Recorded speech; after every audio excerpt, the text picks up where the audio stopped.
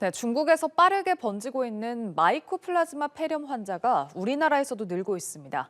특히 어린이들이 많이 걸리고 있는데요. 아직 유행은 아니라고 하지만 독감 등 바이러스 감염 환자가 급증하고 있는 만큼 의료계에선 소아진료 대란에 대한 우려도 나오고 있습니다. 자세한 내용 최용재 대한아동병원협회 회장 연결해서 알아보겠습니다. 회장님 나와 계시죠? 네, 안녕하세요. 예, 최영재입니다. 안녕하십니까. 네, 중국을 휩쓴 마이코플라즈마 폐렴 국내에서도 빠르게 확산을 하고 있습니다. 먼저 어떤 질병인지 간단히 설명 부탁드릴게요. 마이코플라즈마 폐렴은 교과서에 나오는 아주 클래식한 질병입니다. 일반적인 항생제나 통상적인 치료에도 잘 듣지만 요새는 코로나 이후 시대에는 위중증 환자들, 특히 내성균 감염이나 예. 중복 감염에 의한 위중증 환자들을 중심으로 해서 위중증이 좀 늘어나고 있는 형태고 위중증 환자에 대해서 비극적인 일이 일어나는 경우도 있다고 생각해야 되겠습니다. 예, 위중증 환자가 늘고 있다라고 말씀하셨는데 말씀하신 것처럼 지금 증세가 심각한 환자가 예년보다 더 많다고 하거든요. 그렇다면 그 이유는 뭐 내성 때문이다 이렇게 봐야 되는 걸까요? 위중증 환자가 늘어난 것보다는 이 병 자체가 별거 아닌 병인데 이걸로 우리 그 소중한 아기들이 힘든 일이 생길 수 있다는 그런 그 우려가 더 큰 문제입니다. 예. 그리고 이 2019년이나 이런 200병상 이상의 대형 종합병원들이 완전히 풀 패키지로 잘 작동이 되고 있을 때는 이게 아무런 문제가 없었습니다. 음, 지금보다 더하게 환자가 발생해도 문제가 되지 않아요. 근데 지금 상태는 대학병원에 있는 그 입원 전담 인력들, 전공의 선생님들이 75% 이상이 지금 빠져나간 상태거든요. 예. 그래서 아동병원이 지금도 힘겹게 초겨울 뭐 RSV 바이러스라든가 또는 뭐 그 독감이라든가 이런 거에 허덕허덕 하고 있는 상태에서 이 그 저기 마이코플라즈마 폐렴마저 이렇게 준동하고 또 환자가 계속 폭발적으로 지금 증가하고 있는 상태거든요. 예. 그러니까 그런 상태를 보면서 이거 좀 대책이 어떻게 되고 있는 거지? 우리 정부에서는 어떻게 하고 있는 걸까? 이런 이제 우려가 많이 있었고 거기에 대한 그런 경고의 메시지를 보내지 않을 수가 없었습니다. 예, 소아 감염 환자 발생이 증가하고 또 동시에 인력 부족 문제가 맞물리면서 조금 더 심해졌다 이렇게 분석을 해주셨는데 앞서도 조금 언급을 해주셨지만 최근 의학계에서 이 마이코플라즈마 세균이 더 독해진 이유를 두고서 항생제 내성이 생겼기 때문이다 이런 분석이 나오거든요. 이 부분 설명을 좀 해주시죠. 항생제 내성균은 내성균끼리 자기들의 그 세균을 이기는 힘을 그 항생제를 이기는 힘을 서로 공유하는 경향이 있습니다. 예. 그래서 중국에서 그런 내성균이 많이 발생을 했다면 그 중국의 내성균을 가지고 있는 내성균주가 한국에 와서 딱 퍼지면 얘네가 주요 우세종이 돼버리는 거죠. 음, 그래서 일단 내성균이 한 번 나오면 걔네가 우세종이 되는데 예. 우세종에 대해서 치료할 수 있는 치료 방법이라든가 치료품이라든가 이런 것들이 있지만 소아과 의사들이 이걸 사용하기에는 그 허가 사항이라든가 이런 부분에 대해서 제약이 있는 부분도 한 사실입니다. 그러니까 지금 사용되고 있는 치료제 외에 증상을 관리할 수 있는 다른 항생제가 있다라는 말씀이신 건가요? 맞습니다. 독시사이클린이라든가 예. 퀴놀론계 항생제들을 아이들에게도 안전하게 사용할 수 있다라는 그런 어, 논문들이 많이 나와 있고 실제로 음, 의사들이 정말 그 어려운 상황에 그, 이, 봉착하게 되면 그 예. 약들을 꺼내서 사용하게 됩니다. 근데 그 약을 사용했을 때 그 허가 사항이라든가 이런 거에 의해서 제약을 받고 있기 때문에 그것이 우리에게는 굉장히 큰 어려움입니다. 그러니까 증상을 관리할 수 있는 다른 항생제가 있긴 하지만 아직 아이들에게 쓰기는 좀 제약 사항이 있다 이렇게 말씀을 해주셨는데 마이코플라즈마 폐렴이 어떤 경로를 통해서 감염이 되는지도 궁금하고 그리고 국내 이 폐렴 환자 발생 지금 추이는 어느 정도입니까? 우리나라의 이 플라즈마는 드롭릿, 입으로 비말을 통해서 입에서 나오는 침이라든가 이런 걸 통해서 호흡기로 감염되는 게 대부분입니다. 그래서 이게 발생하는 곳이 이 학교라든가 어린이집이라든가 아니면 군대라든가 이렇게 밀집 생활하는 곳에 많이 옮겨가는 것으로 되어 있고요. 그 다음에 되어 있는 건 그렇지만 위중증 환자들은 이 마이코플라즈마 폐렴 교과서에 나오는 그런 증상하고 좀 다르게 진행을 합니다. 오늘 아침에는 감기였는데 내일 되니까 갑자기 기관지염이 되고 그 다음날 뭐 기관지 폐렴이 됐다가 그 아주 위중한 그 대엽성 폐렴으로 진행을 하는 이런 속도가 아주 예. 빠르다든가 뭔가 좀 다른 방식으로 진행을 하기 때문에 이게 좀 어렵고 저희 같이 이 환자가 많아서 좀 힘들어 가지고 허덕허덕하고 있는 곳에서는 그런 치료를 감당하기가 쉽지가 않죠. 음. 그래서 이것이 어려운 거지 이 병 자체가 뭐 정말 뭐 암처럼 어렵거나 뭐 고치기가 어렵거나 그런 건 아닙니다. 예. 단지 우리의 역량이 떨어지는 거죠. 지금 한국의 현상은 그렇습니다. 증상을 들어보니까 뭐 기침의 열, 뭐 감기, 독감과 좀 비슷한 것 같거든요. 특히나 이제 겨울철 이맘때 되면은 기침, 감기, 독감이 유행이다 보니까 좀 증상이 헷갈릴 것 같아요. 혹시 차이점이 따로 있을까요? 차이점이 없고 구별하기가 어려운 거가 지금 제일 큰 문제고 음. 그래서 환자들이 발생해서 병원을 방문하게 되면 조금 위중증으로 갈 것 같으면 아동병원이나 이런 시설에서는 검사를 좀 많이 하게 됩니다. 그래서 검사를 해서 거기에 맞는 적절한 치료를 하려고 노력을 하고 있고요. 대부분의 경우 잘 낫지만 우리 역량을 넘어서는 정도로 환자가 너무 많이 발생하게 되면 예. 어, 환자에게 좀 힘든 일이 생길 수 있는 그런 어려운 상황입니다.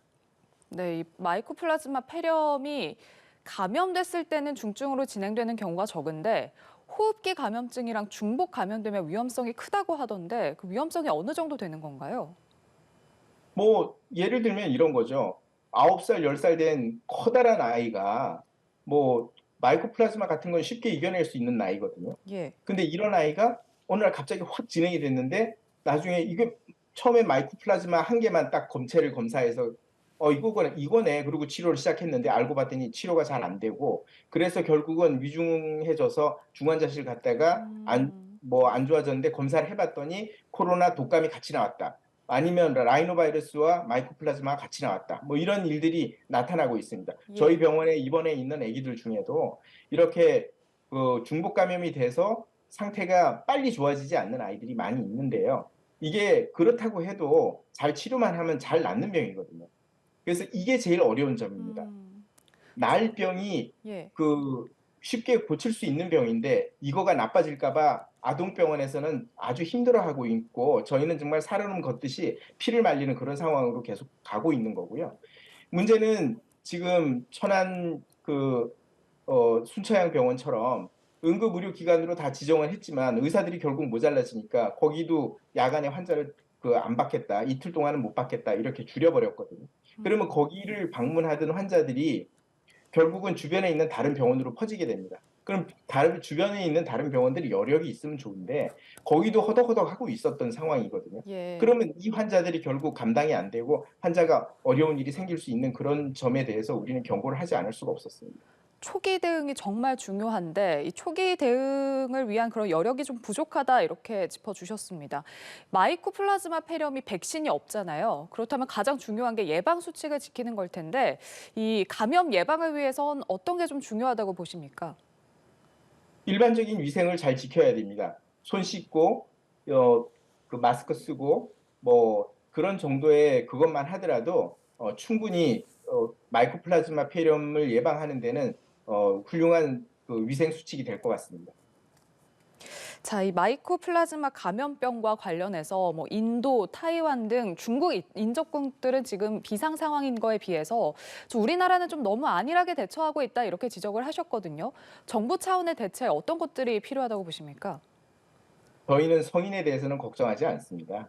성인에 대한 치료법이나 치료 역량은 한국에는 넉넉합니다. 음. 저희가 걱정하고 있는 거는 아기들입니다. 아기들이 아파졌을 때 수액 치료를 해야 되거나 어떤 입원 치료를 해야 되거나 했을 때 그 입원 치료를 감당할 인력이 지금 한국에 너무 부족한 거고 예. 그거는 멀쩡하게 고칠 수 있는 병으로 아이들을 놓치게 되는 그런 상황들이 벌어질 거를 우리는 우려하고 있는 겁니다. 질병청이 이제 매주 발표하는 표본 감시 있지 않습니까? 근데 이 표본 감시 의료기관을 종합병원급으로 제한을 하고 있는데 말씀하신 것처럼 지금 소아 환자가 좀 늘고 있어서 이 표본 감시 기관을 좀 더 확대를 해야 한다 이런 목소리도 나오고 있거든요. 이 부분은 어떻습니까? 이게 2019년까지는 뭐 당연히 유효하고 아주 훌륭한 정책이었습니다. 근데 지금 상황에서 소아 소아를 가장 많이 보고 있는 곳은 아동병원밖에 없습니다. 좀 정말 슬픈 일이죠. 예. 근데 이 아동병원에 있는 아이들이 그 통계에는 빠질 수밖에 없는 구조라서 이게 음. 정말 실질적인 현상을 반영하고 있는 거냐, 그거에는 아무래도 퀘스천 마크를 줄 수밖에 없는 그런 상황입니다. 예. 자, 앞서도 얘기를 해주셨지만 이 소아 감염병 초기 대응이 정말 중요하다라고 말씀을 하셨는데 지금 현재 소아과 뭐 오픈런 이런 말이 유행을 하고 있지 않습니까? 그만큼 지금 소아과 인력 문제가 심각한 상황인데 이 문제는 좀 어떻게 풀어나가야 된다고 생각하십니까? 이게 우리가 환자를 치료해 보면, 제가 의사니까 이제 그렇게밖에 설명을 못 하겠는데, 환자가 중환이 오면은 환자 딱 평가를 해보고, 너 심장 뛰는구나, 너 간도 뛰네, 아유 너 콩팥도 살아있구나, 어떻게 요거 좀 안 망가지게 살아있는 거 살려놓고 그 다음에 나머지는 그 여력이 되면 살려보자, 이렇게 살살살 치료를 합니다.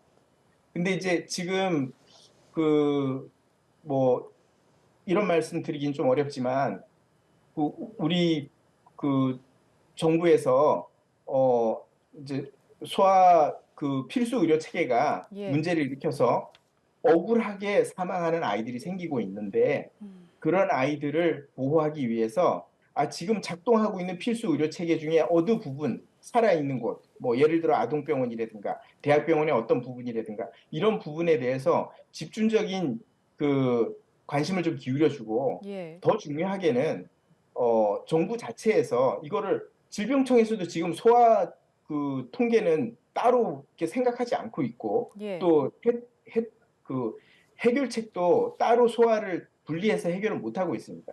그래서 이런 제도를 어떻게 좀 잘 현상도 파악하고 또 필요한 것에 어떤 에너지도 공급해주고, 이런 거를 하기 위해서는 소아 청소년 의료과 같은 어른 소아만 좀 담당하는 약도 그렇고 의료 인력도 그렇고 그런 거를 담당해주는 그런 부처가 좀 있었으면 좋겠다. 우리가 좀 아쉬움을, 이게 애기들 위해서 힘든 이야기를 좀 해주고 싶은데, 예. 그거를 가서 이야기를 하면 그 결정권자들은 전부 어른이에요.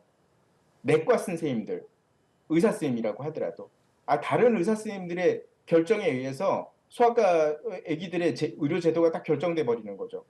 내과에 어떤 부분도 있으니까 형평성 때문에 너희는 안 돼. 딱 그러면 우린 죽을지도 모르는데요. 이런 얘기가 안 통하는 겁니다. 예. 정말 무서운 이야기고, 저희는 생각하기에 투표권이 없는 어린 국민이 결국은 다 뒤집어 쓰는 거 아니냐. 저는 그런 걱정하고 있습니다. 알겠습니다. 자, 마이코플라즈마 폐렴과 관련해서 이야기 나눠봤습니다. 최용재 대한아동병원협회 회장과 함께했습니다. 회장님 오늘 말씀 고맙습니다. 네, 감사합니다.